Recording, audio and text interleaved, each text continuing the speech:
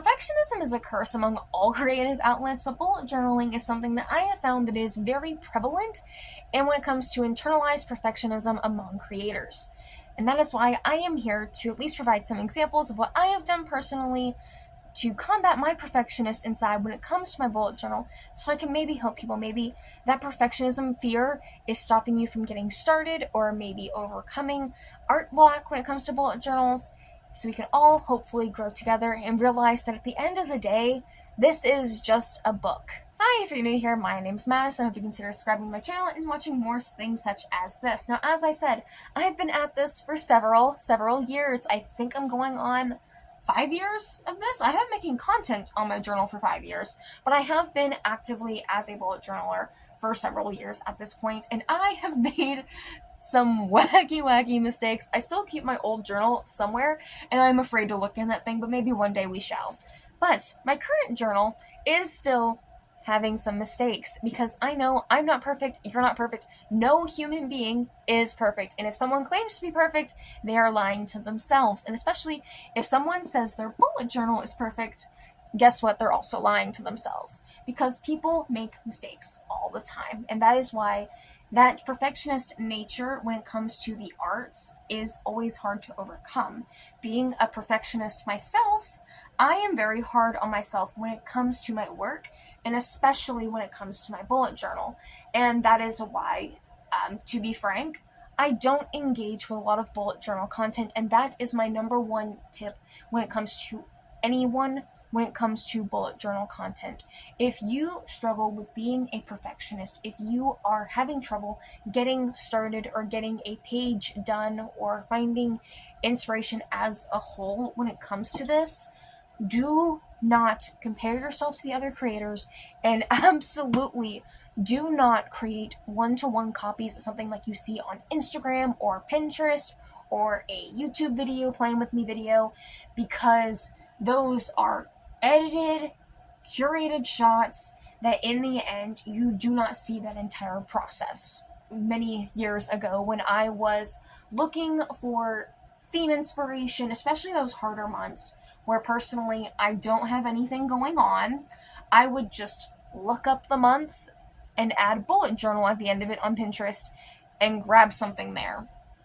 And I would always be a little bit disappointed. It's like, oh, the size isn't right, the format isn't 100% correct, oh, this, that, and the other.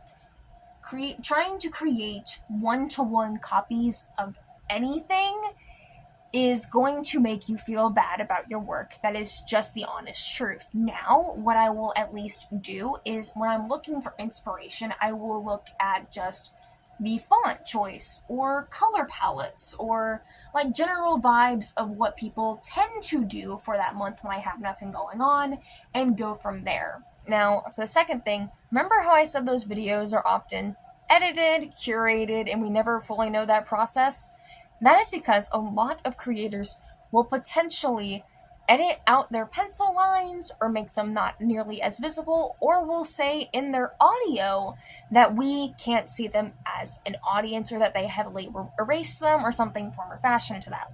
Don't make things permanent until you are ready to make things permanent. I am terrible at spacing in my bullet journal. I am terrible at making things balanced. I am terrible at counting and making perfect squares and lines.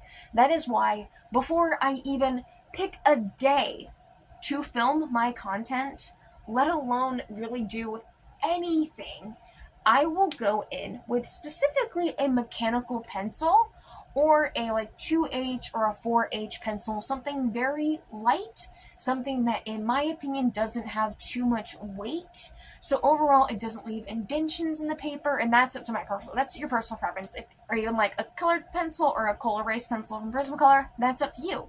I just like to make sure that I can erase the heck out of my lines when I'm ready to go permanent, or a lot of times I'll actually test which pens don't smudge, and I will purposely use those pens first, so when those lines are complete and permanent, I can erase my pencil lines so I can 100% see what I have done. The basis of if something isn't right you can go back and fix it without having to make a permanent change over top of something. And that is something that you are going to have to accept. And that is my third tip, is when in doubt, this is just a paper notebook. This is just it. That's all it is. That is all this is. Things can be fixed. It may not be the prettiest fix in the world, but things can be fixed. A lot of my favorite ways that I like to fix things: white out, just scratching things out if I can. If it's like a number error, I will just make the number a colored box with the same ink pen that it used, and I will go over the top and write the number correctly with a different pen. That has covered up a lot of times where I will forget a number in the calendar. But there are, unfortunately, some things you can't fix. As in, I'm going to show you my month of shame. My April theme, it was Stardew Valley. It was super cute. I loved it. I loved it so much. Until I got to the actual weekly pages where I wanted to try Dutch doors. In which I thought I knew how to do Dutch doors. Thought I did. Full-blown thought I did. And instead I just have this. This is terrible. In lines. That is because I full-blown hated this so much that it caused me to not want to use my bullet journal for a month. And that sucks, and this should not happen to people. I don't like that this happened to me, and I don't want it to happen to other people, where you hate your spreads so much that you just don't want to look at it. Don't do what I did, except that this is just a paper notebook. Things are gonna go wrong. Could I, cut paper to the size and, glue it in and all of that? I could have. I could have done that, but I wasn't comfortable with it, and that is the point of doing what you're comfortable with. Especially when it comes to the fact that this is your notebook, you do the way things you want, but if you have to fix something, at least do it in a way you're comfortable with. I wasn't comfortable with gluing that much space back in my notebook, so I didn't. Does it mean I didn't use it? Yes. However, I learned, and now my May spreads are much nicer and much the correct size for my liking. And the last thing to remember when it comes to making a bullet journal, it kind of goes for really making any kind of art, is knowing that everybody starts somewhere.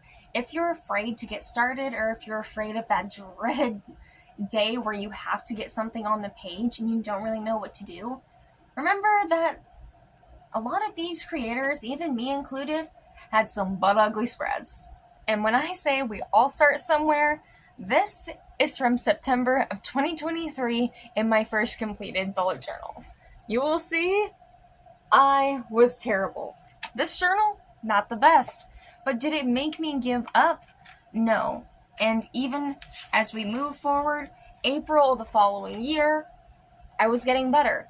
I went from this crapshoot of a journal to, while I keep it as a reminder of not just what I was doing that time period, but also a reminder of where I started, because I threw away all of my other journals, but I keep this one because I at least finished this one. But I went from that practice journal to now one that I am genuinely so happy with. I love nearly everything in this journal.